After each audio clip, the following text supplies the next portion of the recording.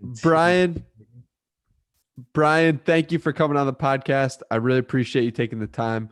I'm extremely excited for this, and I think we're going to have an incredible conversation. Thank you for being here. Undoubtedly so. And in fact, Danny, I am so pleased to be here because I thought originally your podcast was about nutrition for your Brian. And I thought that was pretty cool. But then I realized actually it's better that you have to witness this experiment. I'm an experimental physicist. You mostly see people like Neil deGrasse Tyson.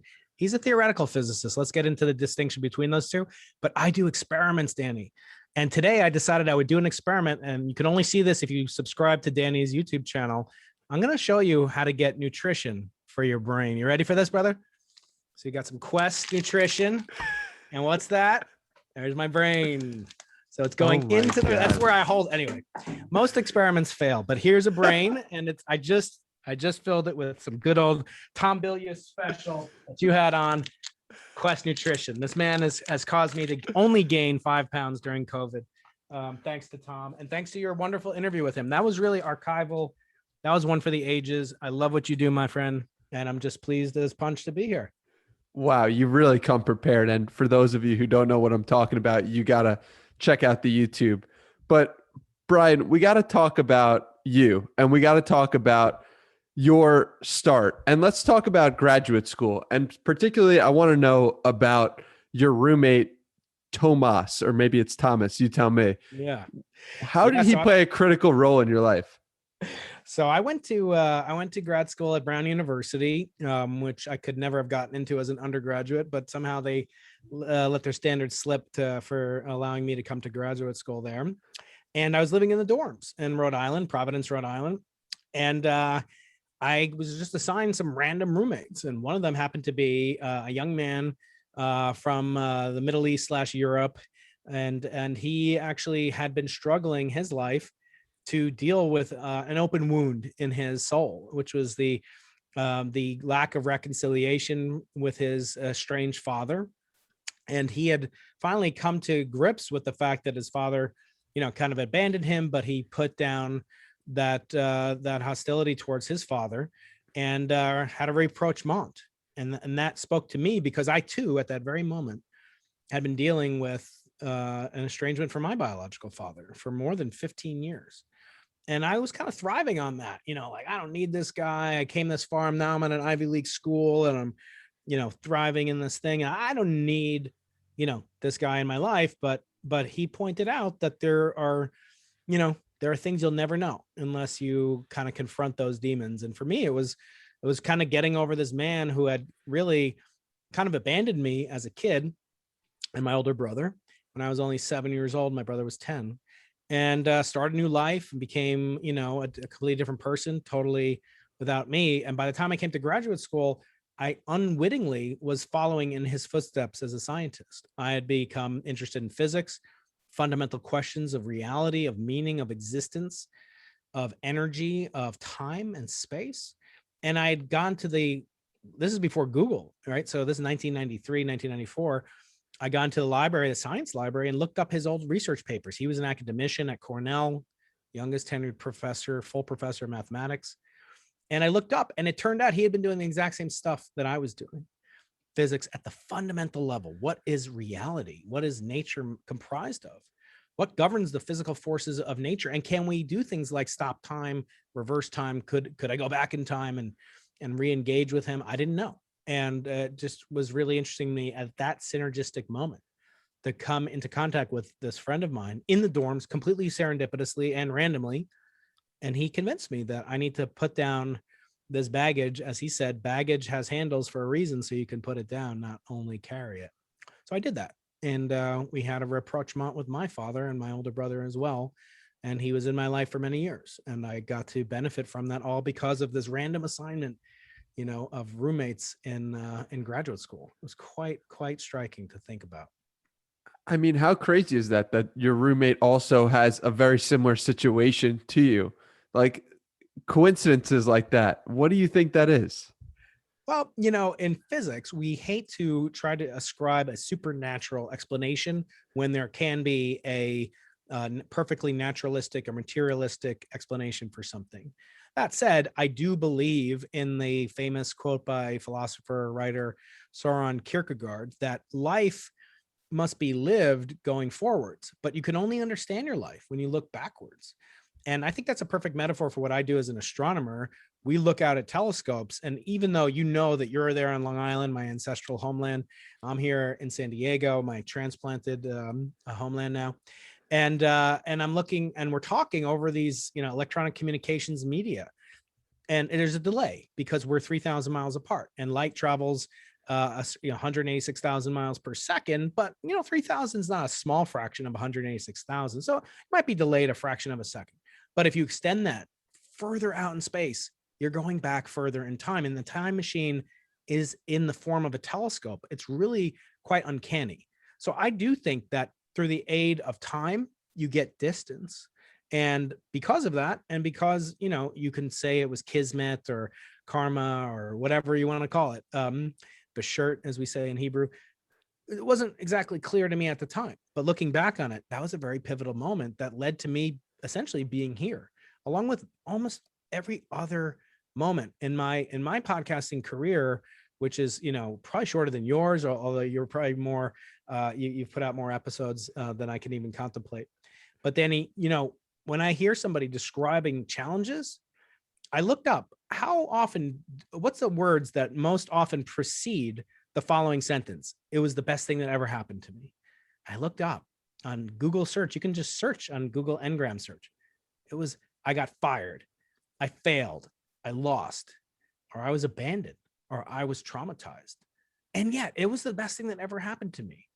And it made me set off on a path that directly leads to where we are right now. So yeah, in a sense, you could think of it as karma or what have you. I don't have a problem with that. There are worse things that you can assume about the laws of physics. When you think of the best thing that ever happened to me, for you, what is the thing that comes before it? Oh, it has to be getting fired. It has to be the only time in my life I was ever fired. I was kind of like I wouldn't say it was a parent's dream. I mean, you can consult with my mom on that, but nevertheless, I got good grades. I was always self-motivated. I didn't do drugs. I didn't smoke. I didn't drink. Even to this day, I've never done a drug. Some people say I'd be better off if I did try some drugs, and maybe we can get into my philosophy about that later. But the point is, for me, I was, pretty much set up on a dream, trajectory that, I got into a good college, then I got into graduate school, full ride, everything. And then it came to be what is known as a postdoc. A postdoc in academia means post your doctoral degree. So what happens to you after you get your PhD before you become a professor? And it's kind of like Major League Baseball has a farm team. I forget what it is out on Long Island. Here, it's we have the El Paso Chihuahuas, and we have the Lake Elsinore Storm for the San Diego Padres. Go Padres. I've since become a fan and abandoned the New York Yankees. But when you think about the farm system for academia, it's called a postdoc. I'd become a postdoc, Danny, at one of the best places in the universe of astrophysics, which is Stanford University. This is a titan. This is Nobel laureates around the corner. The founders of the field of cosmology in its modern form are at Stanford. I was so thrilled. I was so proud. It was even a place that my father hadn't gotten into, and I was competitive with him. And so I was quite taken with myself. And yet, living in the Bay Area in 1999 on a salary of $32,000 a year, which is less than I make as a state university employee professor, nevertheless, it was almost impossible. I had a girlfriend that I was basically breaking up with on the East Coast from Rhode Island, and it just wasn't. I wasn't happy. And my boss, who was a young professor herself at the time, she could tell I was kind of dead weight, and I was spending more time thinking about my own projects, my own experiments, kind of selfishly thinking about my own prospects as a minor league baseball player to get into the majors, not thinking about my team. And she fired me. She canned me right on the spot one day. And this is so embarrassing, Danny. You can't even imagine. I told my friends, they're so proud. I'm moving to California. It was magical time. Silicon Valley in 1999. Super exciting. Humiliated.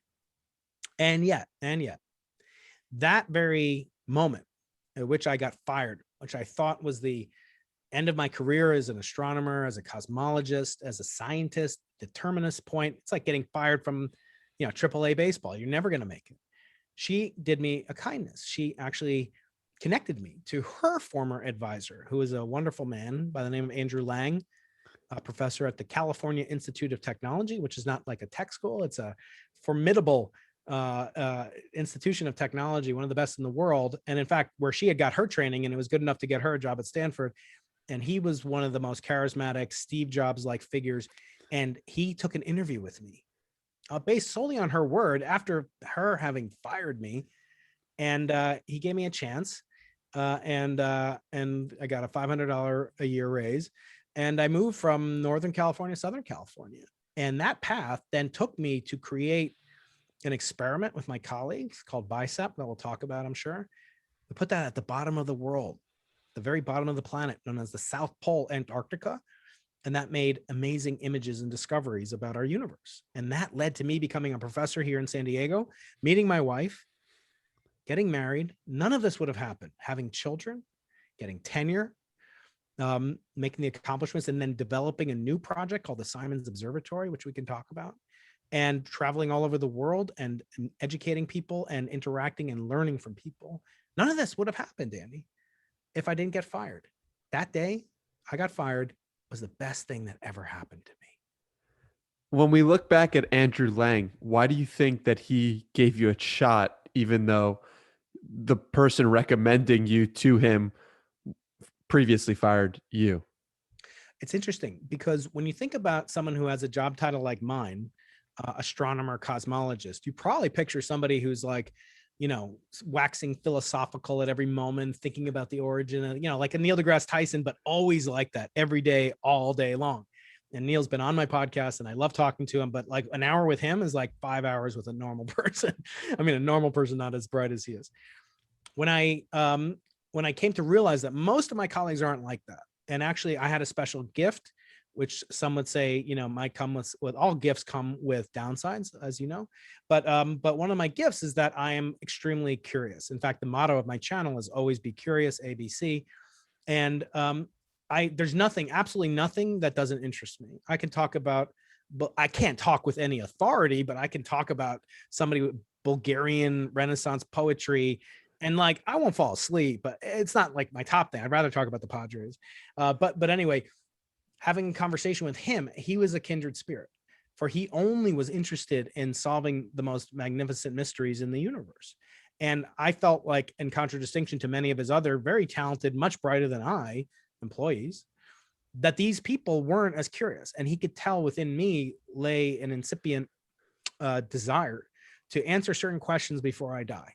And that's really the mystery that I'm most interested in. How do you combine the most happiness, experience, flourishing for you and for others, including intellectual nutrition for your brain, as you say, in the shortest amount of time? Because that's the only time scale that is relevant to a human being, is how long we're going to live. And as Mark Twain said, there are two moments that are utmost importance: the day you're born and the day you find out why you were born. And I think at that moment, he saw in me this potential, and he took me under his wing as a father figure. And he would tragically later abandon me in a different way, and many other people much more significant than me. That's deep. What do you want to break that down? How that happened? That's such a cliffhanger. Yeah. So what Andrew meant to me was, he was literally, playing a role as almost a father figure. I was estranged from my father, as I said before. I'd never had somebody in science truly take me under their wings, male or female advisor, whatever, and also be a boss, but also give me life advice. Part of being a professor, it's not all about standing up in front of class and teaching about, pendulums and springs and electromagnetism. Sometimes as a PhD advisor, I have to tell my student, whether she should, get married or, what, in my opinion, I'm never going to tell them what to do, but they'll have, should I get married before I take a job? Should I move out? Or like, how do I feel about like changing careers, doing something completely different than physics, making money, and then coming back to physics? Those are the kinds of applications of wisdom, in contradistinction to knowledge, that a professor should have some conversational ability about. So the word science in Latin means knowledge. It doesn't mean wisdom. So there are many people that have far more knowledge than I do, but I try to ascribe to sapien, to be a sapien, a wise person. And to me, that was what Andrew Lang embodied. He would give advice and he would give scientific knowledge, but most of it was always coupled with some kind of a moral or ethical lesson.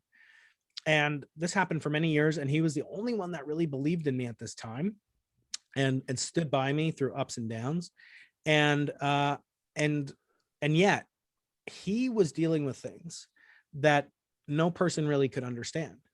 And this man who is like literally on the short track to win a Nobel Prize, young, handsome, Steve Jobs like motivation, but not the a-holeness of that Steve Jobs reportedly could demonstrate. This man was a leader and a thinker and a divinely, kind of inspired soul, if that's your thing. And yet he had demons. And no one knows why, but in January of 2020, just weeks after deploying this instrument to the South Pole, this phenomenal instrument that would take a team that I had been a part of to the precipice of perhaps winning a Nobel Prize, he took his own life. And he died, as they say, by suicide, in a hotel room, not far, the very hotel room where he had me come in, not the hotel room, but the very hotel that I had stayed in when I interviewed with him, coming from Stanford down to Caltech, just a mile or so away from Caltech. And of course, it devastated me, but kind of that was minimal compared to, and the impact on science was minimal compared to the children that he left behind, the friends, the family that he left behind.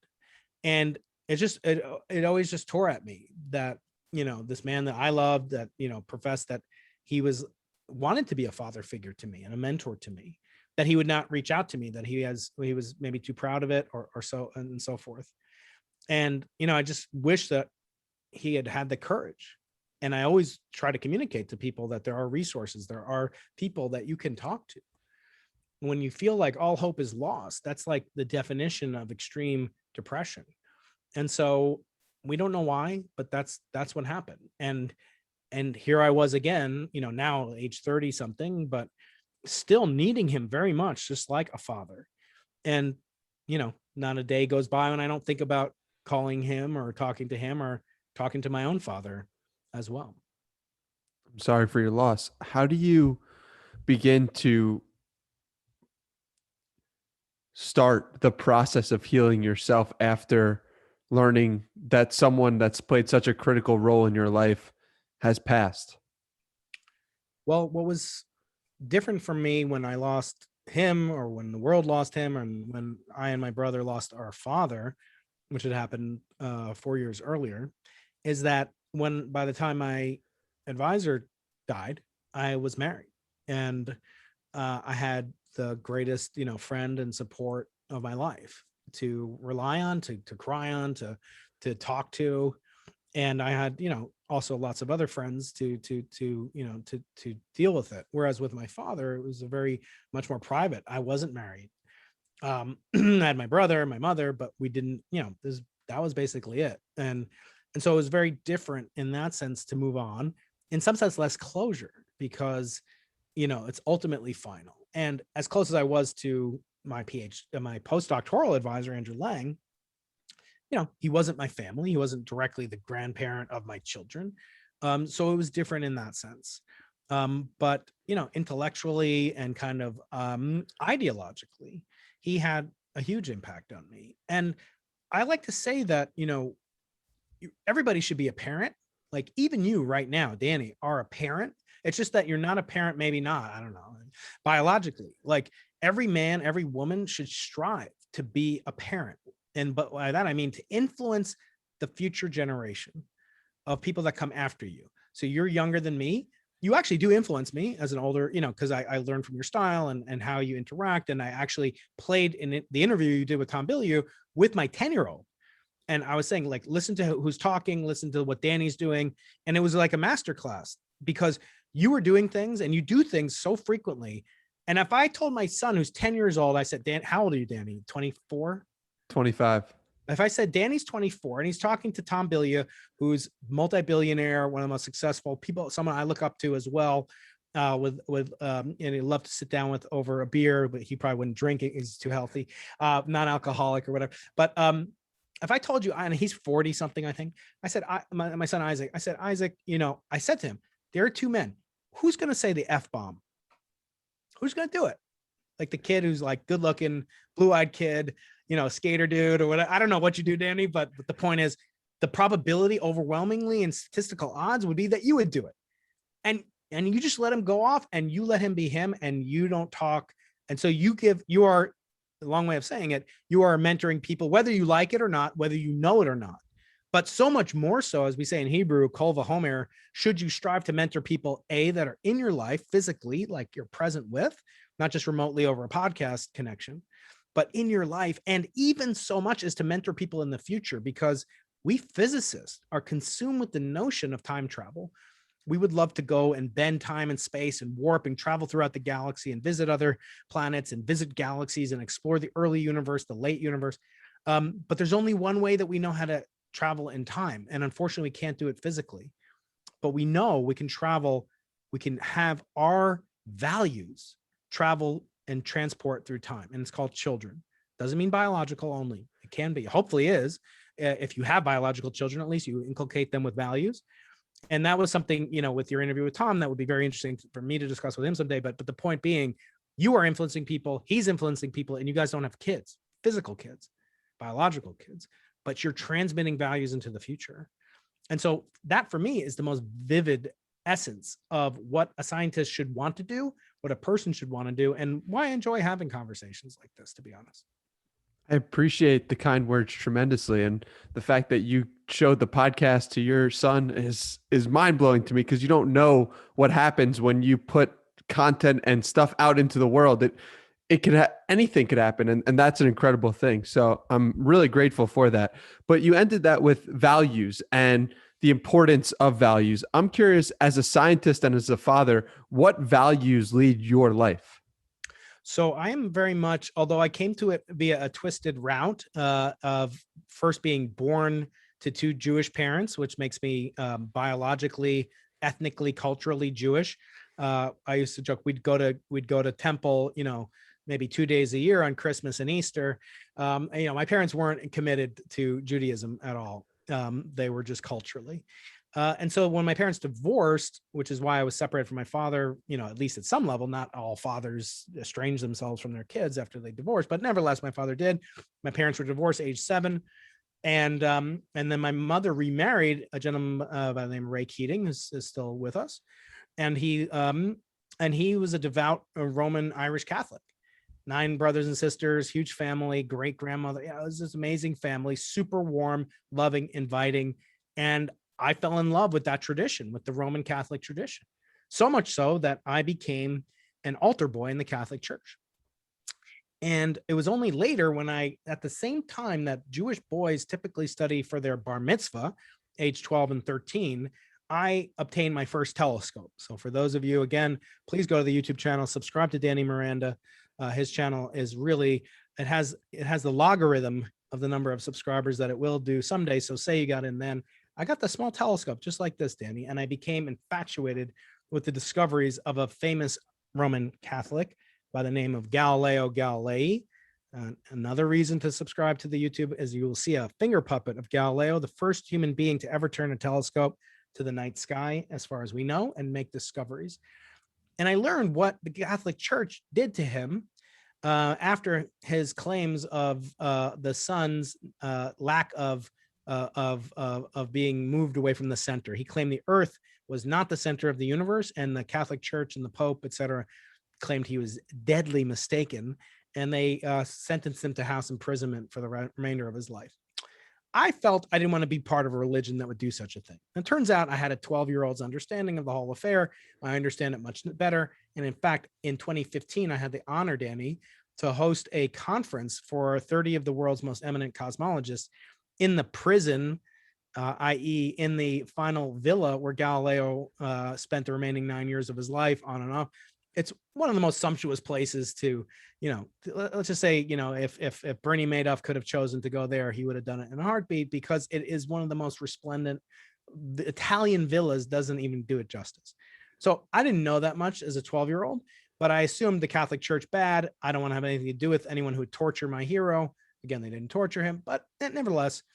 So I sullied on the idea of Catholicism, and I became an atheist and didn't practice religion at all. until about September 11, 2001 came along. And at that time, I realized, I knew so much about Christianity from being an altar boy for years in the Catholic Church, and I loved it. Had nothing but good experiences. Except, I thought, well, how do I go the distance? I like to do everything to the utmost degree. So, I want to win a Nobel Prize in physics. I want to, do something. I want to get into the best college. How do you go the distance in Catholicism? As a boy, you become a priest. And at that time, I was kind of a little uncertain about being celibate, shall we say, for the rest of my life. But we'll keep it clean because I know my son is going to listen to this.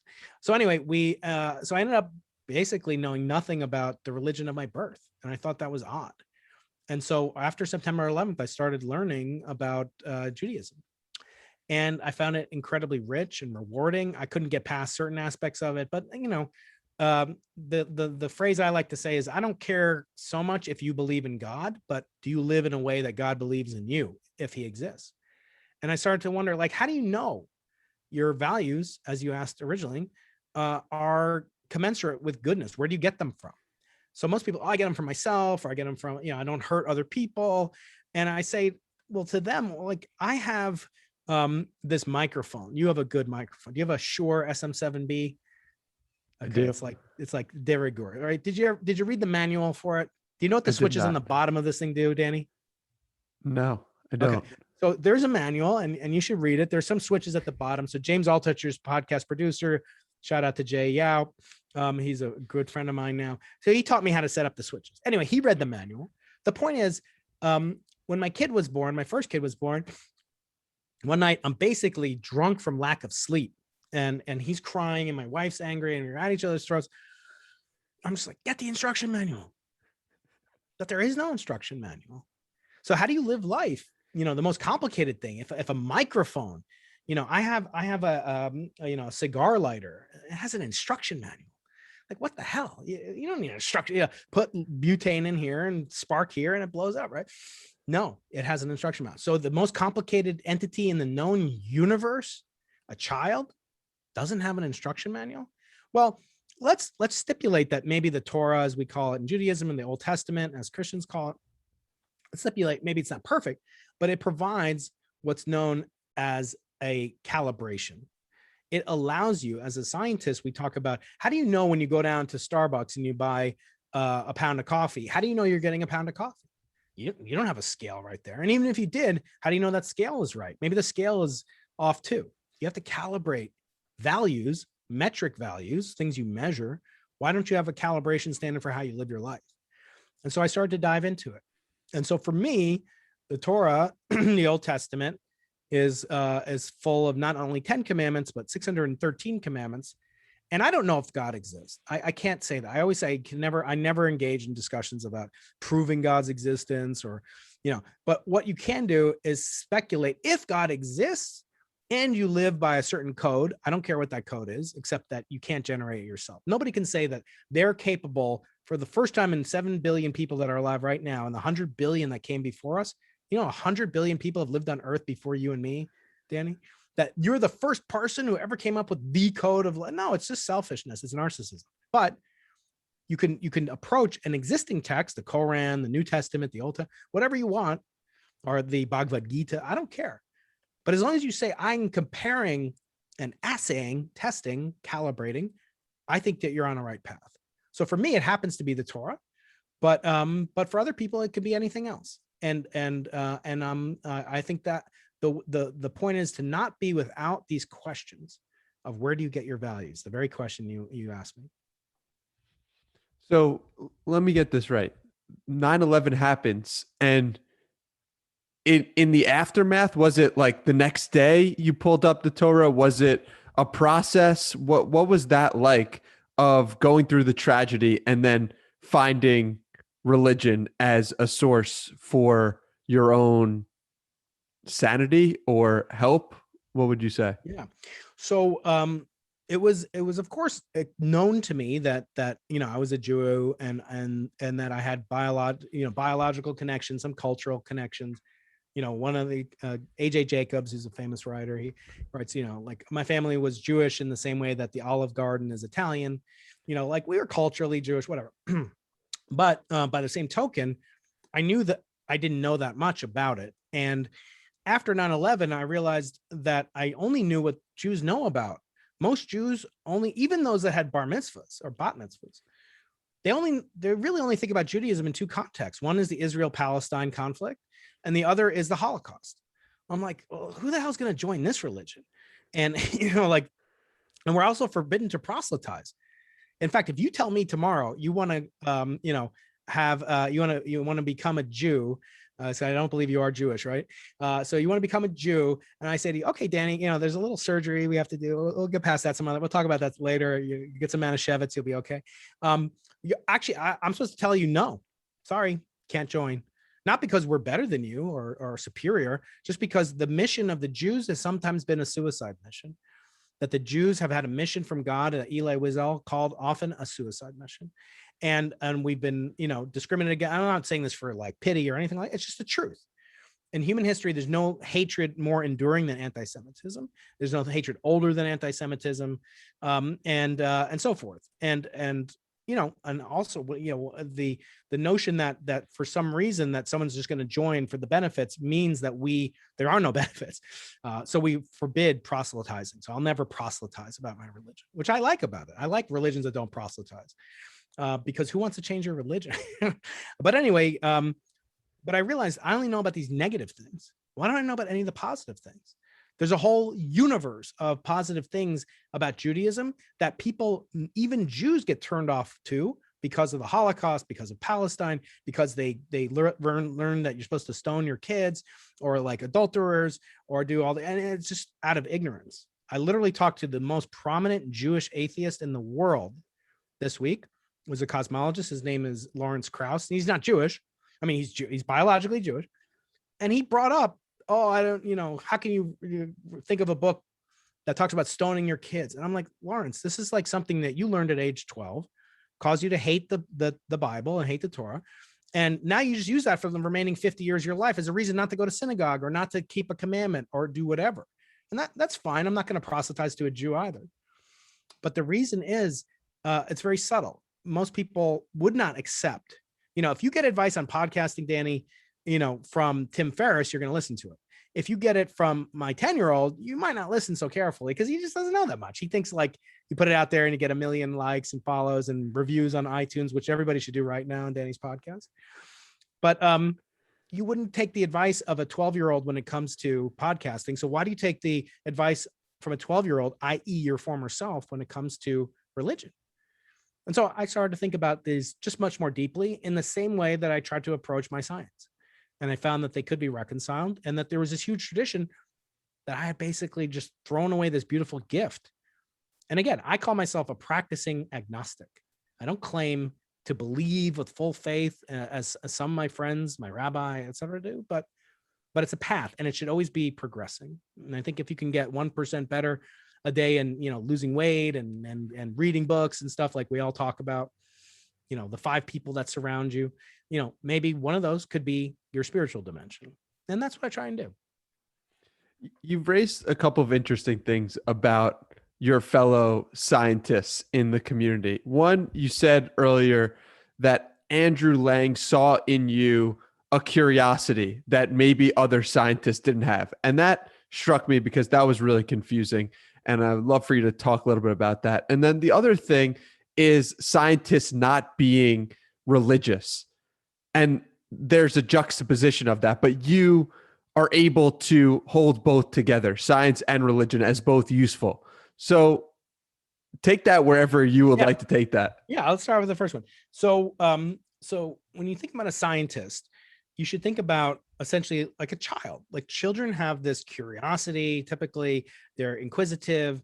They, they're kind of temperamental, and they have these wonderful, delightful, mysterious, and they're just like they smile more often, they laugh more often than adults. They've got all these wonderful traits. But like scientists, children also get jealous, they're petty, they squabble, they don't share their toys, they they're indifferent to criticism, and most of us, I will say, we don't do a very good job at explaining what we do to the general public. which I think of as a moral. I joke about it, but I'm half joking, half serious. I feel like you live in New York, but and I grew up there as a product of the state university educational system all the way up to high school. I benefited from taxpayer money. Taxpayers paid me to study what I would do for free. Don't tell my boss, Gavin Newsom, that right now, please, anybody who's listening. But therefore, I have a moral obligation to give back. And how do I give back? Do I take them, and put them into a rocket and send them into space, or put them in a particle accelerator in Brookhaven National Lab? Or no, I can't do that. But I can share in words they can understand, in demonstrations that they can appreciate, some of the cutting edge research that my colleagues and I are doing. But most scientists don't feel that obligation. They feel, it's too hard. It's not part of their ability. The old joke about, they're just not outgoing. Like the old joke is, how do you know a scientist is outgoing? He looks at your shoes when he talks to you, instead of his own. It is true. And I say, well, that's hard, right? It's hard to learn how to speak, but I guess you were born learning knowing quantum electrodynamics and general relativistic perturbation theory, right? No, I had to learn that. I'm like, was that easy? No, it was very hard. Okay, so then why don't you spend like an hour a week developing the soft skills of persuasion, of motivation, of salesmanship, salespersonship, whatever you want to say. Typically, they won't do that. They find that diminished in their esteem, that a good scientist shouldn't really do that. Another finger puppet I have here for the YouTube subscribers, Danny Miranda on YouTube, is Carl Sagan. Carl Sagan was a renowned scientist, brilliant, had many, many contributions, worked at NASA. He was not admitted into the National Academy of Sciences, which is the most prestigious organization of scientists on Earth, in my opinion. Second only maybe to the cohort of Nobel Prize winners, perhaps, but almost everyone who is a Nobel Prize winner was already a member of the National Academy of Sciences. They denied him entry because, he's doing outreach, or they ignored his contributions to actual scientific discovery, and B, they trivialized and minimized his contributions. Now, that same academy, the National Academy of Sciences, over 90% of its members do not actively believe in God. So that is in complete contradistinction to the way things were in Galileo's time, in Newton's time. Everybody believed in God. Everyone practiced as a religious person. But for me, the question of what does it mean to believe is actually, kind of not appropriate in science. In science, we don't talk about things that we believe in. I have a video on my YouTube channel where I say, I don't believe in gravity. I don't believe in evolution.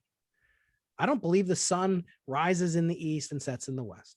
No, I have evidence for those, all those. And extreme forms of evidence come most beautifully from multiple perspectives. That's the true diversity of science. When you get a climatologist and a paleontologist and a geologist and a physicist, and we all agree on what's happening with global temperature. Let's just use that as an example.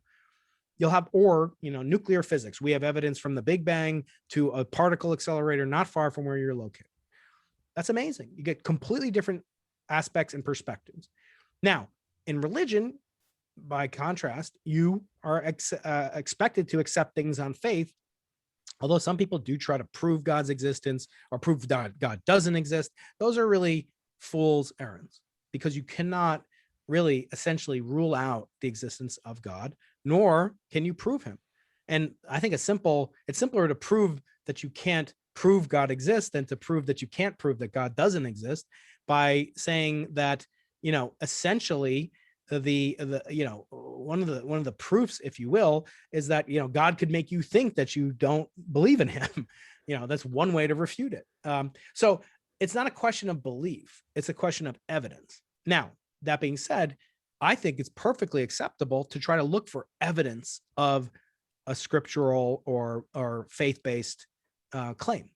In other words, if there's something that contradicts physical evidence, evidence in the physical world, in the archaeological record, those things are completely fair game for scientists to investigate. And I enjoy that. And I actually find that to be something. I think if God exists, which I always have to say, I don't think he would be displeased with that. In fact, I always point out, and I did to Lawrence Krauss, again, he's one of the most prominent atheists in the world, happens to be born Jewish. And he wrote this book that I'm holding up here called The Universe from Nothing. The afterword is written by someone I'm sure you've heard of called Richard Dawkins. He's a great get. If you can ever get him on your podcast, let me know. Maybe he'll come on mine. But Richard Dawkins is most prominent. He created the word meme, the concept of the meme. Okay. So prominent guy, right?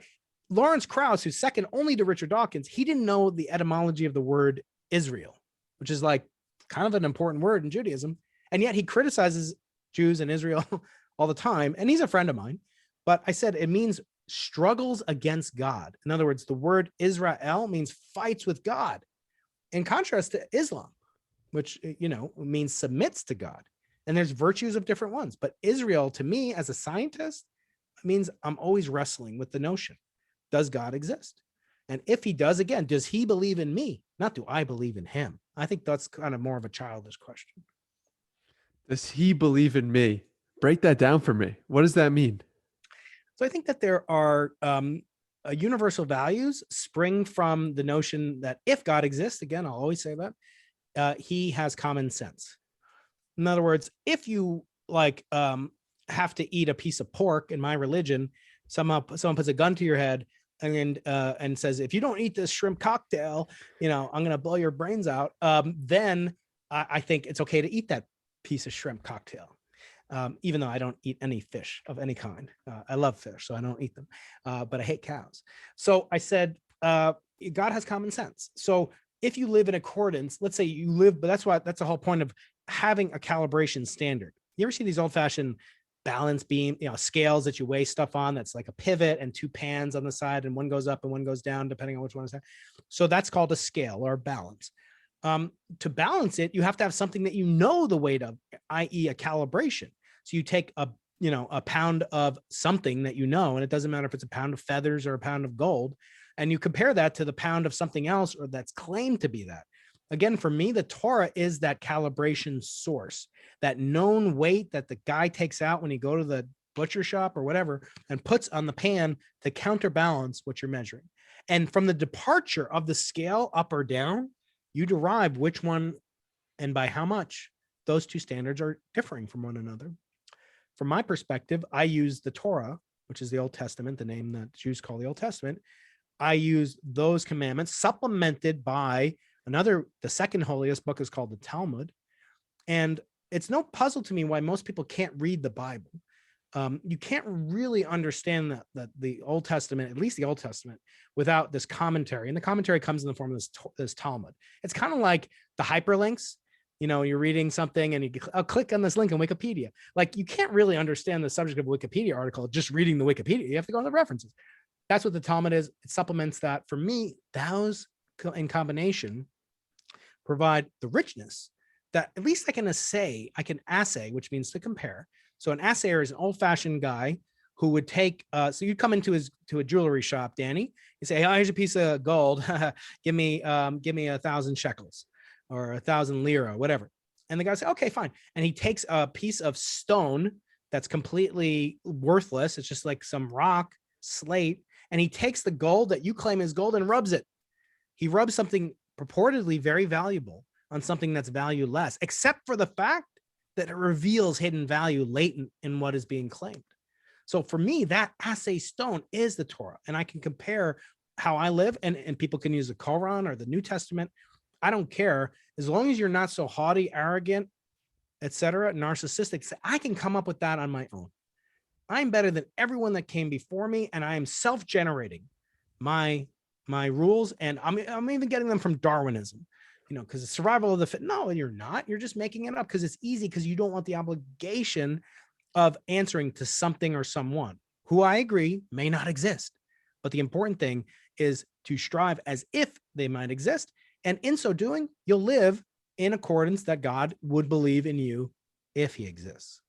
Do you think prior to 2001, you were living with your own set of standards and values?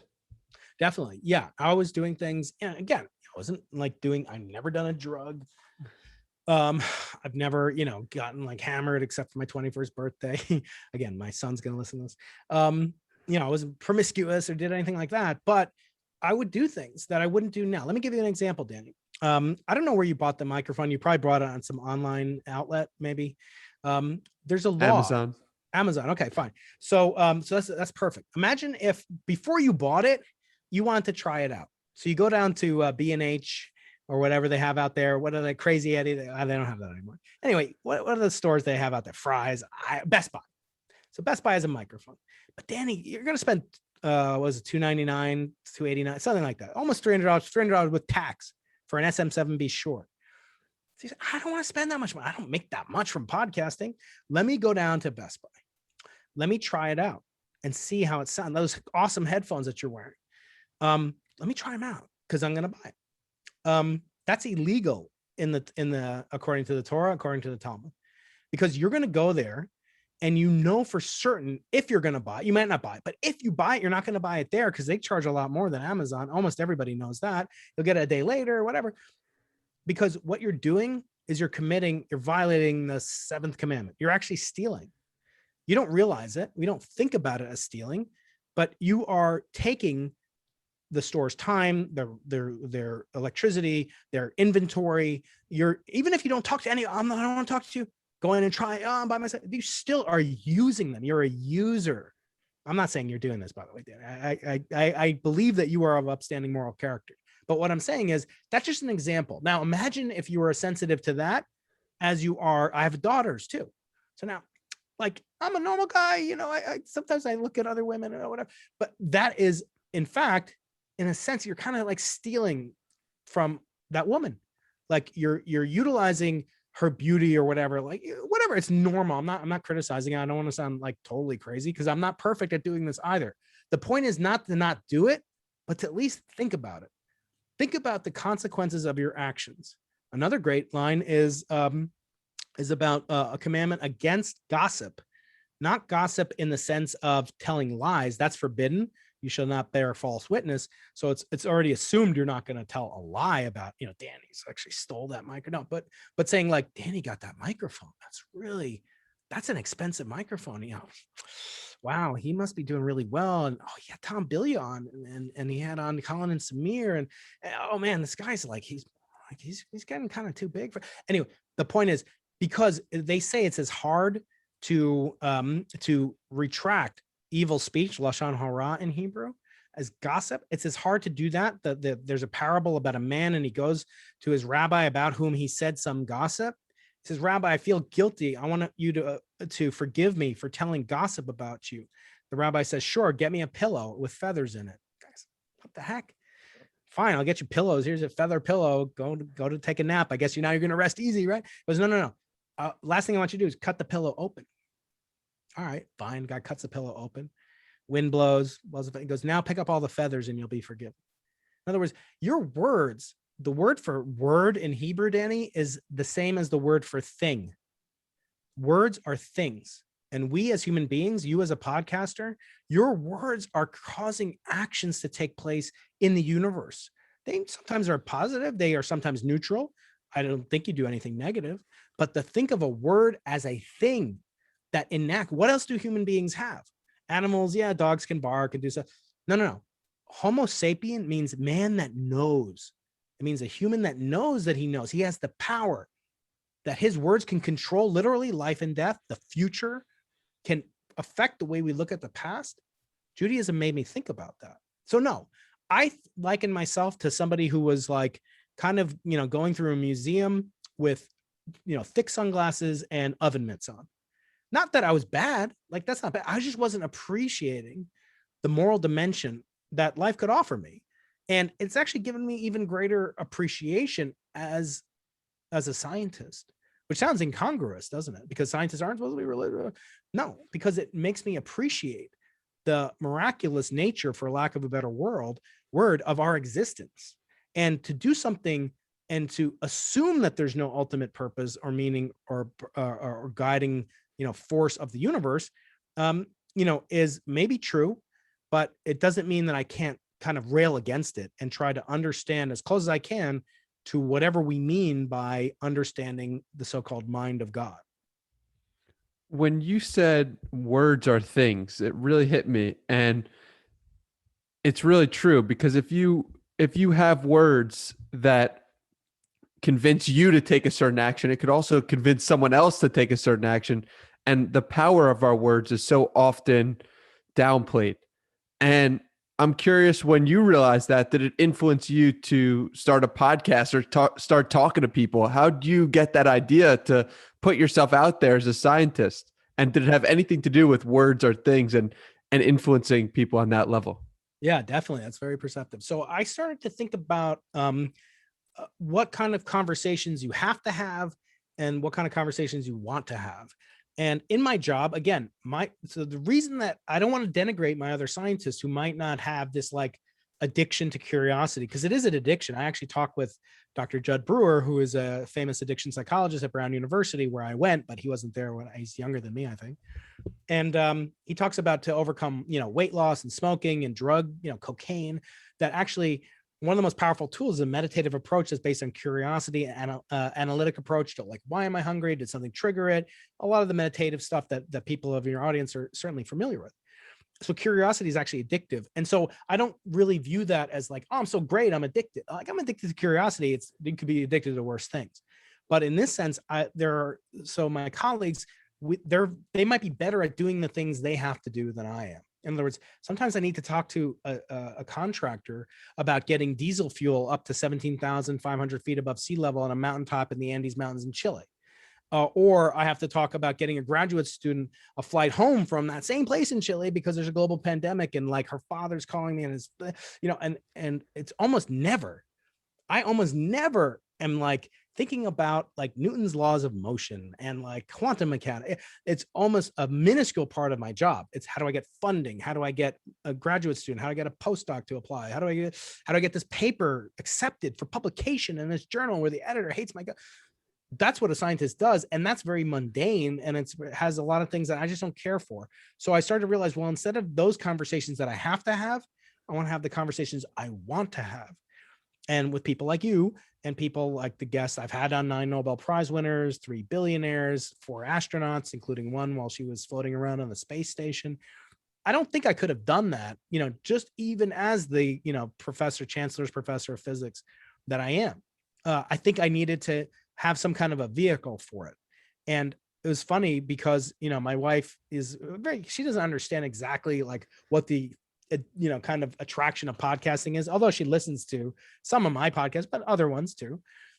And she, like, do you ever like have conversations with James Altucher? Do you ever have conversations that you guys don't record? I was like, I don't care. Like, I don't care what he's like this is who he is. It's part of who we are as communicators. And that's part of who you are, right? There is a sort of addictive quality to talking to people that are spending this time with you. I'm not on my phone. I'm not like calling up and getting concrete or, whatever. I'm just focusing on this connection so that it can be a force multiplier and have leverage out into the grander universe. So yes, I think that words are the most powerful tools. And I think that that can even be, thought of as the unique attribute of man. That humans share 99.9% of our chromosomes with chimpanzees. We share like 54% with fruit flies. I mean, there's nothing unique about our DNA. We have the same, 4-letter sequence that any creature on Earth has. And yet it's kind of miraculous that the same ingredients, Danny, that go into a chimpanzee, is that 0.1%? That's 1 out of 1,000 parts of the human being. That's the only difference in our chromosome. Like somehow that makes a difference. No, there's something unique about us and it's to be treasured. And I think the guilt that science has sometimes is trivializing it and saying we're just pure matter and that's all that matters. And so, yeah, I do think that words are the most powerful tools. And as an experimental scientist, that's what we do. We make and build better tools to do what Galileo said, to measure what is measurable and to make measurable what is not. I think that's a beautiful way to think about being a scientist. What's the most unique thing about being a human being from your perspective as a scientist? Well, I think that the most vivid illustration of what a scientist is to me comes from the Russian language. And in Russian, the word scientist translates to someone who was taught. In other words, intrinsic to the name is this person was taught.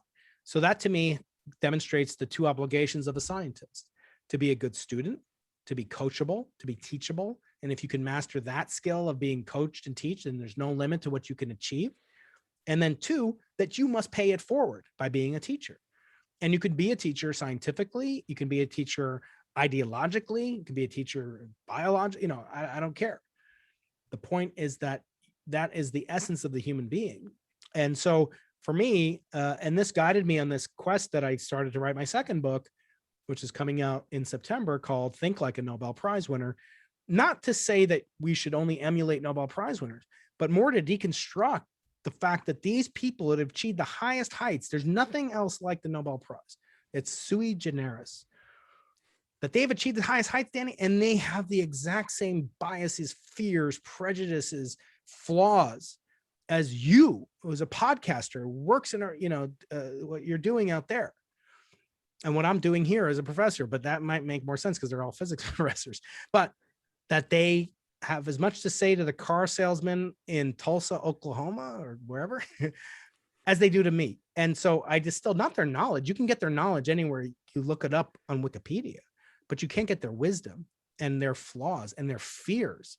And that's what I want to point out. And the fact that they were authentic and genuine and shared their vulnerabilities with me, that I think made that project almost equal to my first book, Losing the Nobel Prize. And I promise I'm going to write books that don't have the word Nobel Prize in it. Wait, so tell me about this second book. I'm so curious about it, because what made you want to write it, and what did you learn from putting your thoughts to words on paper? So I never thought, I always ask my guests on my podcast, because of the podcast called Into the Impossible. And it comes from a quote from Sir Arthur C. Clarke, who said that the only way of discovering the limits of the possible is to venture beyond them into the impossible. And that's the name of my podcast. And I wanted to kind of convey that I never thought I could write a book, let alone two books. And now I've got 3 or 4 in the works. Because Carl Sagan, again, finger puppet for those watching on YouTube, he said a book is proof that humans can work magic. Because you will have a book from a long dead author. Look, I read Moses every day, and I read Seneca, and I read Tim Ferriss, and I read Jesus. I read that every morning. So like people are like, oh, you're some techno wizard scientist, and yeah, I can hold my own. I can certainly hack code, and I can build really super cold stuff at almost the edge of comprehension how cold it is. But I also have much to learn from 3,000-year-old, 2,000-year-old, 1,000-year-old documents.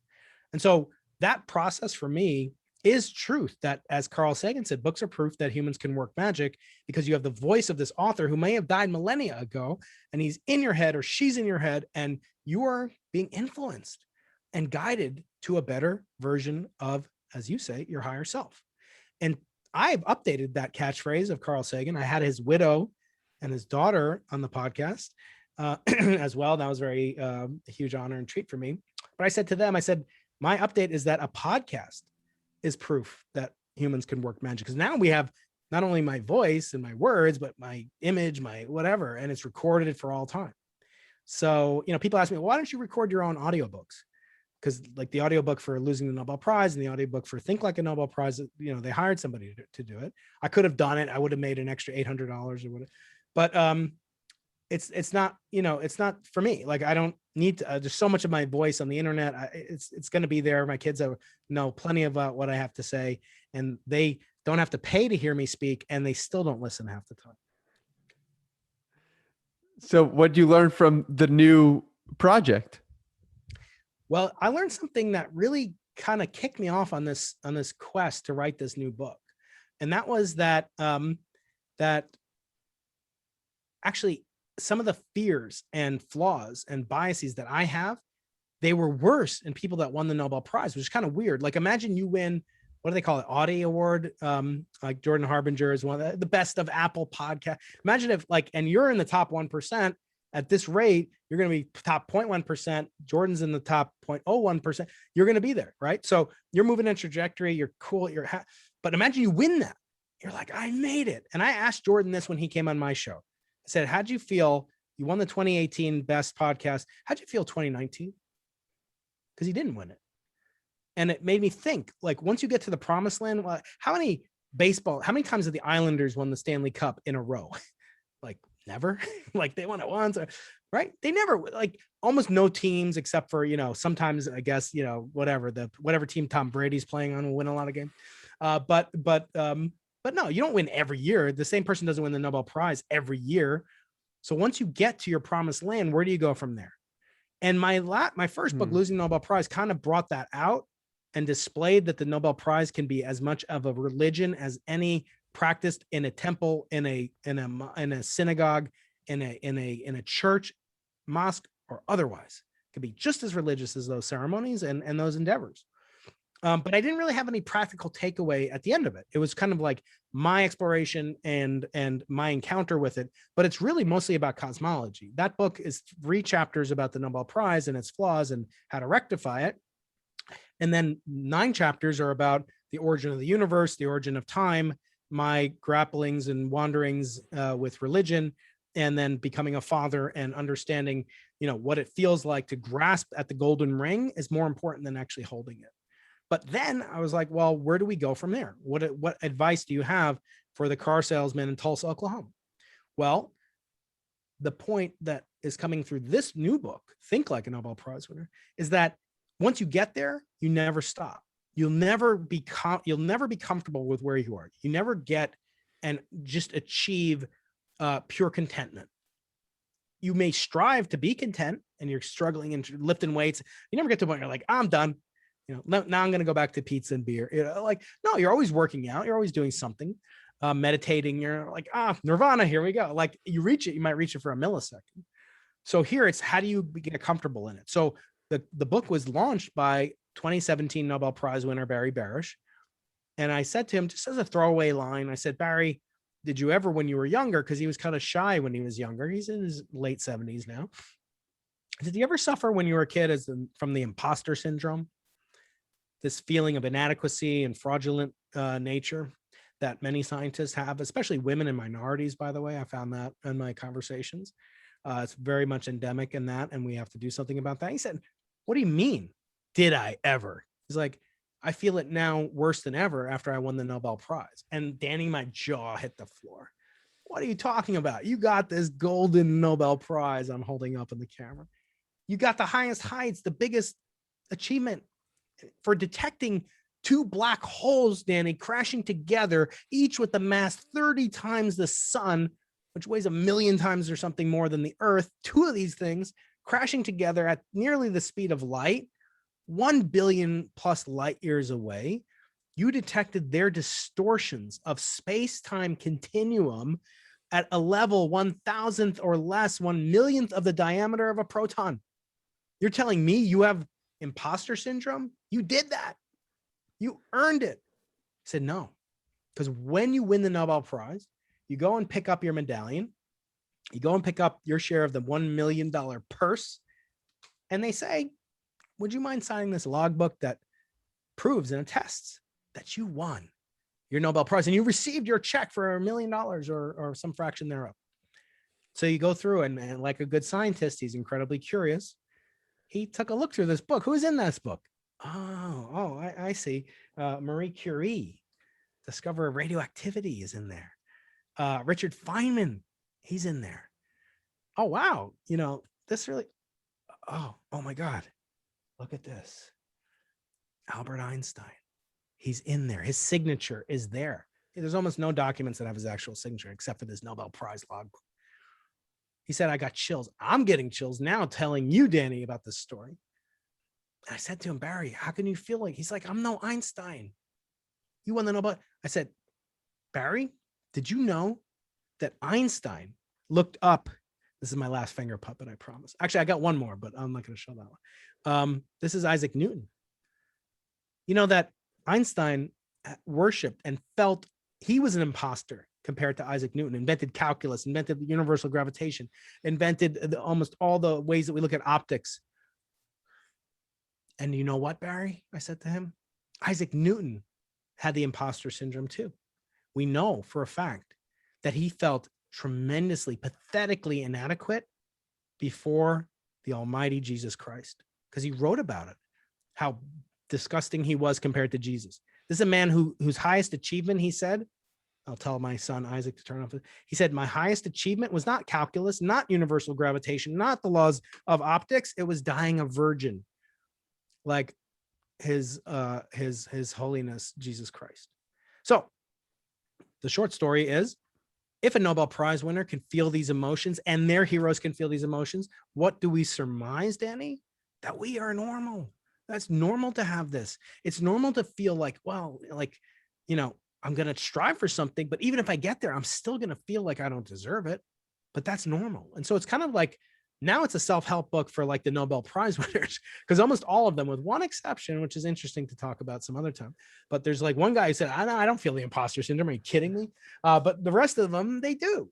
And I think it's amazing. And so I think that'll be a service to people, and dealing with things like the spotlight effect or the, impression of privilege and so forth. Those will be valuable services, not only to the physicist, graduate students, but to the car salesman who has to learn, how do I collaborate with difficult, highly effective, intelligent people, but maybe not emotionally intelligent, maybe not as gifted in the soft skills that I prize and value so much.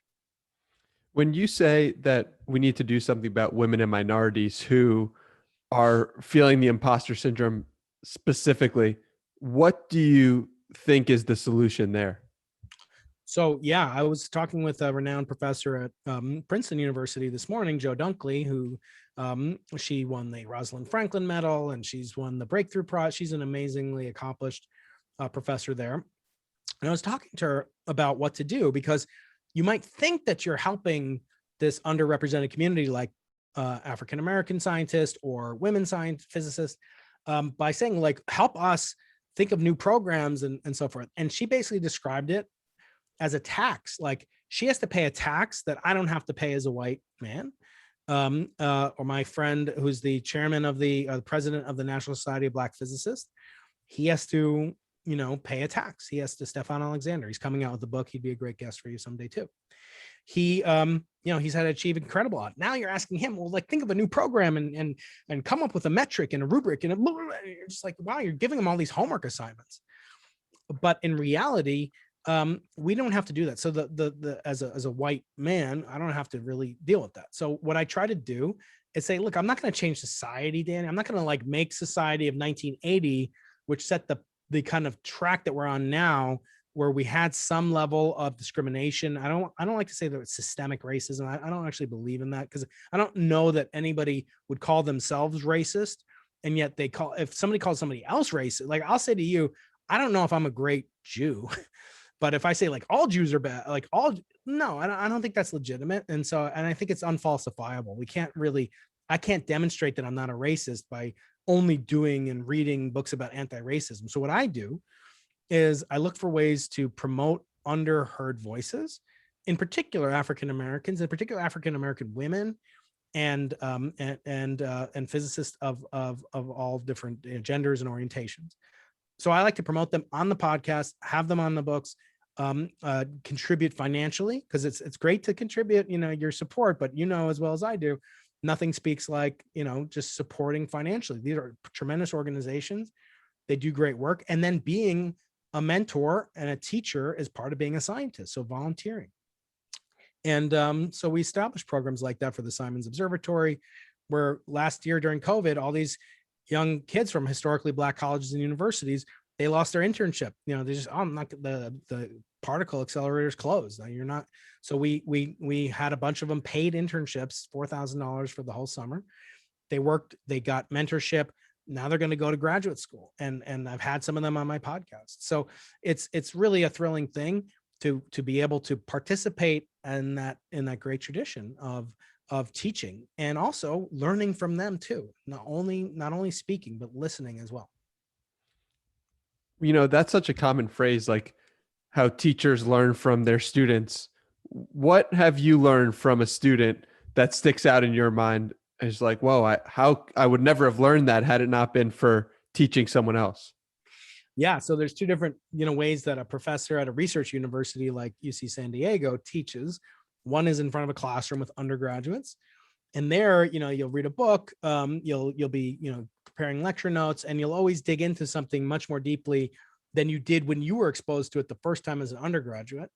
And I think that's one type of teaching. And then there's one-on-one mentorship of graduate students who are getting their PhD or master's degree. They're very different. One is much more individual, tailored, one-on-one, much deeper. Like I call my PhD advisor, I did an episode with him that I put out on Father's Day because he's like my academic father. And I can actually trace my academic heritage, my genealogy, 17 generations back.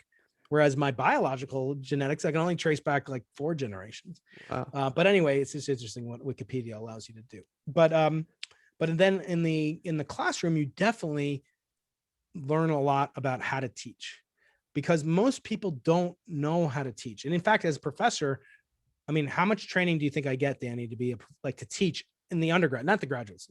How much education do you think I get in that? In terms of hours, or Yeah, or just like courses or something like that. I would probably take a course every year is what I Yeah. would expect. Yeah. So then I've been here 17 years. So I've missed 17 of them because we don't get anything. They put you literally, they say, here's your class, here's your assignment, show up at this time. There's your grade sheet. Here's your TA. Goodbye. How are you supposed to know what to do? You don't. Everyone learns on their own. So that's one of the chapters in this book. Think Like a Nobel Prize winner is with Carl Wyman, who won the 2001 Nobel Prize. And then instead of just doing more and more research, he started to think about physics pedagogy. How do you teach physics? Because we just teach it.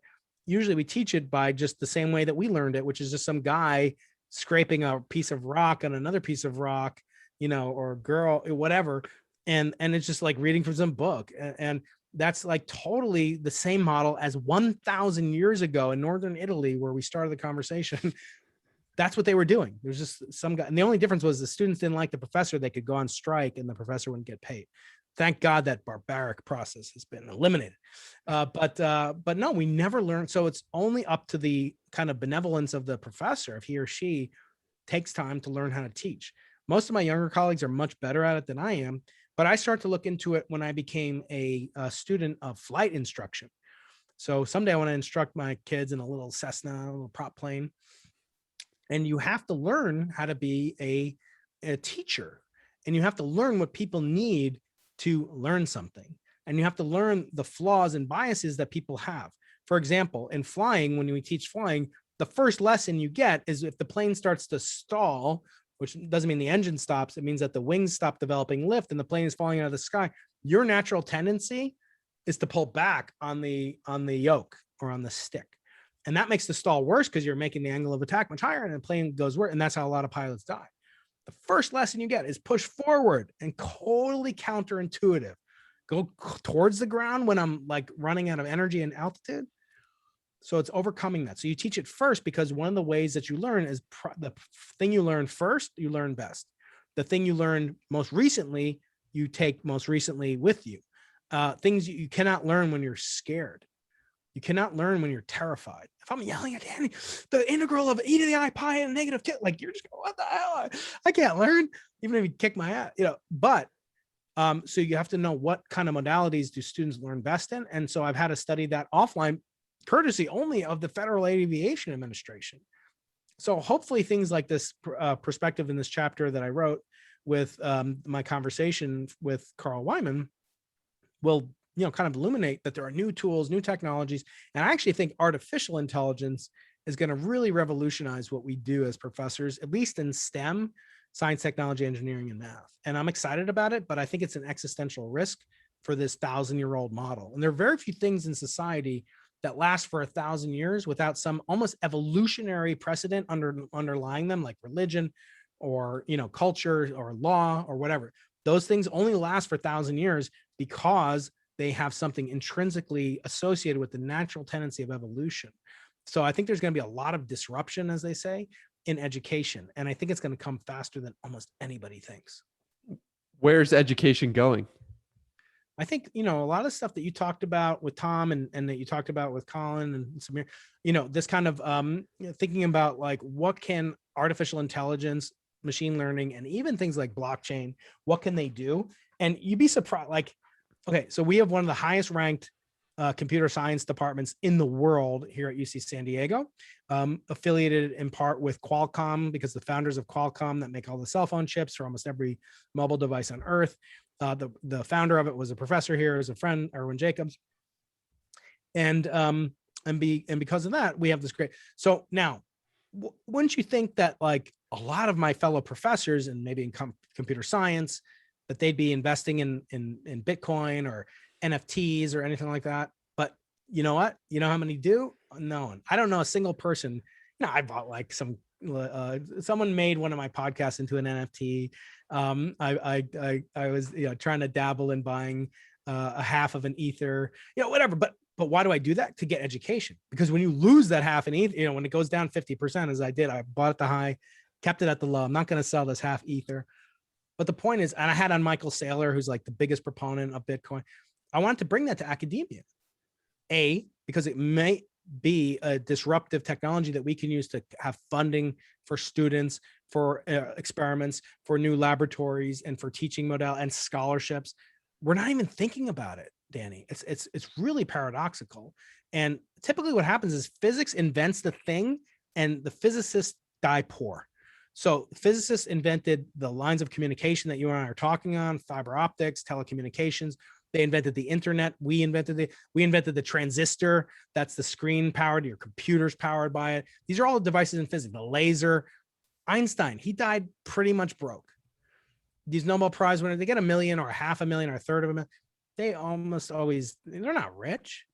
And so my point is like, why don't we get a little taste? Why can't I wet my beak, my BK? Why can't my colleagues benefit from this technology that they're doing so that it can be self-sustaining? And my friend and frequent guest, Eric Weinstein, who's been on the show 9 times, 10 times. And he's like, well, you should charge money, physicists, for every email that gets in. This all came out of physics. And it could support, a half a cent, according to him, per email could support all of physical progress for the next 100 years, plus cut down on spam, because who's going to send out like 1 billion, emails about purple pills, as I seem to get. But nevertheless, it's an idea. I don't know if I'm such a big fan of it, but it's a thought. The point is, we are really poor at doing this, and it's going to sneak up on us. Just as we've missed the wave of all these things before, we're going to miss the wave when you can sit down and talk to Brian Keating on your podcast, or you can sit down and talk to Galileo. I think I got a healthy ego. I'm no Galileo. Or you can talk to Jesus Christ. Like, you can have a podcast with Jesus Christ. I mean, I don't care who you are. That would be an interesting conversation. One of the topics people cliche to ask is, who would you like to interview for your podcast, right? Who's your next dream guest after you got Brian Keating, Danny? I don't know. Well, whoever, it could be someone who's alive, Barack Obama. Like, chances of him coming on my podcast are pretty small. But with, technology that's available right now, I could interview him. I could interview an avatar of him.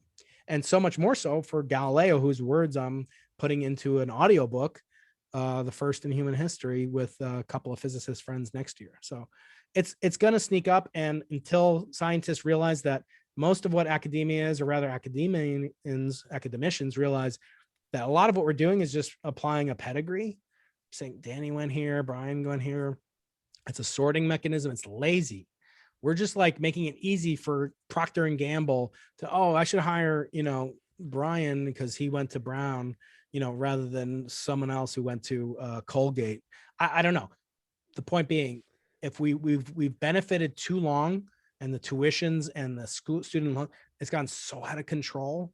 People graduate $200,000 in debt for like a film degree or whatever. I like film, but the point is, we have to start thinking in these terms. And people like Michael Saylor, by the way, he's establishing a free university only teaching STEM courses called Saylor Academy. And it's going to completely destroy. It's going to have the same course content. Like, you can learn Maxwell's equations from Brian Keating, or you can learn it from someone else teaching from India, and they speak English. So you're going to learn from them, and they'll get paid some amount and probably pay them in Bitcoin. So it's going to be a win-win on that. And it's just going to eat traditional academia alive. Yeah, you raised such an interesting point about podcasting with your heroes, because GPT-3 has arrived where you can basically have a conversation with Obama and Galileo talking to each other and what they would say to each other. And how crazy is that? So when that actually becomes a podcast of something that could happen, I mean, that it's not that far away, and it's not that ridiculous, and it's very exciting. Yeah, one of my friends who has a podcast, I'm not going to say who it is because it might embarrass him, but he took GPT-3 And then he put in all of his guests and he put in all of his transcripts. And he said, like, make a list of all these people and just different words and a word cloud and who I should invite next. And it was coming up with like really big names. Okay. But people that were accessible. It wasn't like Barack Obama. It was like this 5-star admiral, whatever. I don't even know what I'm saying. And then he's like, well, let me push it a little bit further. Let me say like, let me see like what kind of questions would I ask Mark Cuban? Well, let's just say, because I don't think he's going to come on this guy's show. And then ask, and then he's like, well, what if I go even further? What if I just have it do the interview, like write my questions and then his answer? It's just like, yeah, it could be totally nuts. And then you combine that with like really good augmented reality, like just glasses, like cool glasses, not like this Oculus that I have, but like, you know, shades. And like Galileo's in the room with you and you're doing like the most boring inclined plane, but you're with Galileo, or you're with, you know, I don't care. You're learning singing lessons from Lupa, whatever. I don't know. Ariana Grande. I'm going to say that. Yeah. Beyonce, right? You're doing dance lessons and you're but like, you're learning about like some of these rhythms were influenced by, you know, African Bambata and just like whatever you go into, like, it's so much more richness now. And it's all because of this network effect, and people don't appreciate the network. As you brought up, Obama talking to Galileo is even more interesting than me talking to Obama or me talking to Galileo.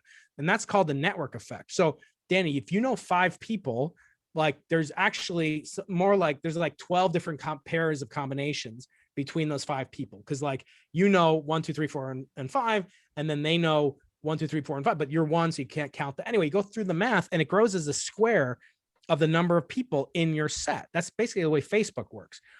So you can be connected to somebody who's connected to a connection of a connection of a connection, and it grows like 1 billion squared is an enormous number. And compounding. So it can compound, exactly. And it grows faster than linear. And anything that goes faster than linear, the human mind gets deceived by. We can't, Peter Diamandis talked about this, you know, it's the deception of the exponential growth.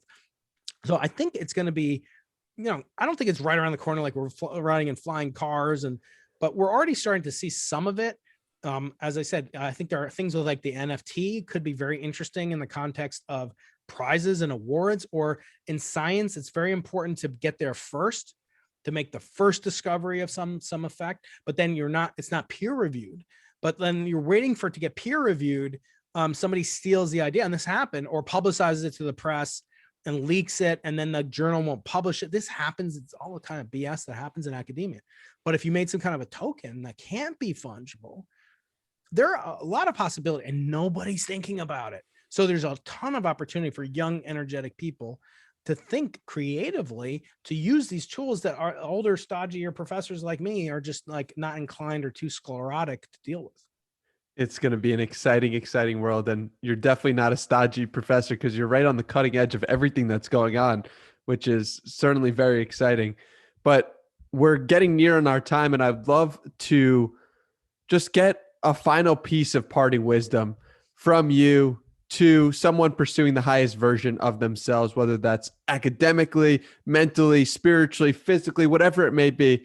What lesson or what words of wisdom do you have for someone pursuing the highest version of themselves?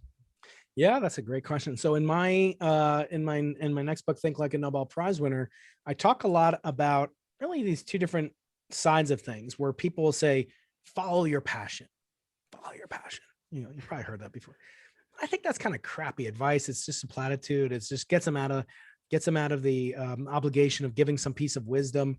You know, what if you're passionate about, like, you know, frying ants with a magnifying glass? I don't want you to follow your passion then. Passion is something that's kind of externally imposed upon you.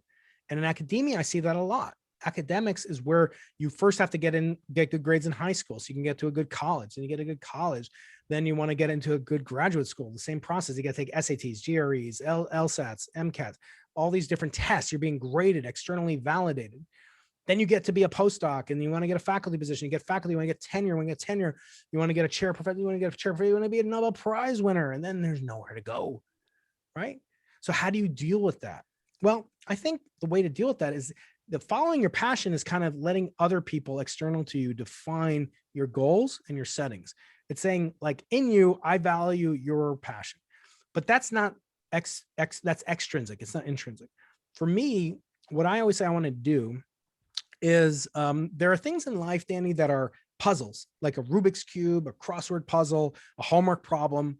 Those are things that might have solutions, but you might not be smart enough, capable enough, athletic enough, whatever. You might not be able to do it or solve it or win it, but somebody can. Then there are things that are mysteries that nobody really knows if there's even an answer. That's a lot about what graduate school is like. Like undergraduate, there's homework problems. You expect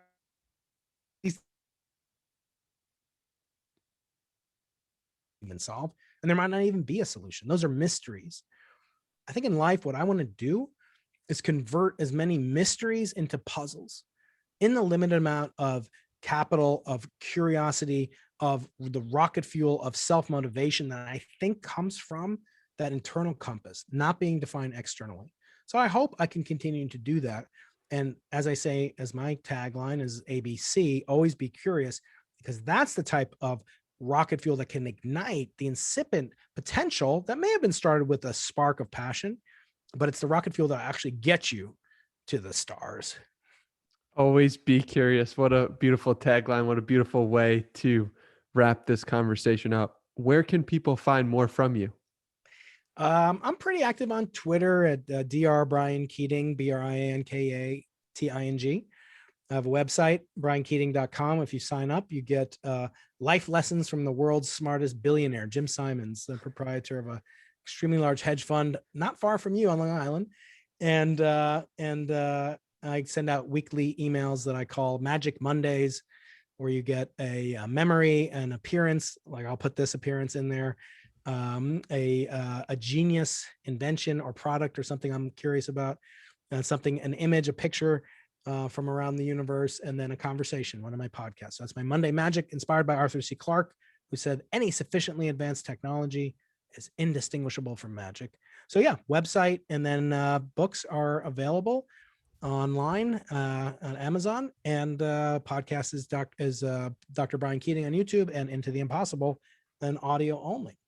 You are everywhere, my friend, and we'll put that all below. Thank you for your wisdom. Thank you for the conversation. I really appreciate it. And I just want to recommend that people do sign up and go to briankeating.com and put Miranda as your last name. I don't care what, you can use your real first name, but put Miranda, unless your first name is Danny Miranda. So then use some other name. I will send a meteorite to the first 10 people that sign up for the mailing list. This is an actual 4.3 billion year old piece of space rock from the origin of our solar system. And it's actually the villain of my book, Losing the Nobel Prize. So you can see that here. I will send to the first 10 people who sign up, but that is your last name at briankeating.com. You have to live in the US because my shipper does not supply these. It's funny, they came from outer space, but you think that they can only send it to US post offices or APO boxes. So please do that. And I can stay in touch with this beautiful universe that you've created, Danny. Congratulations on all your wonderful success. Well, thank you for being a part of it. The success is this conversation, and I appreciate you tremendously. Thank you.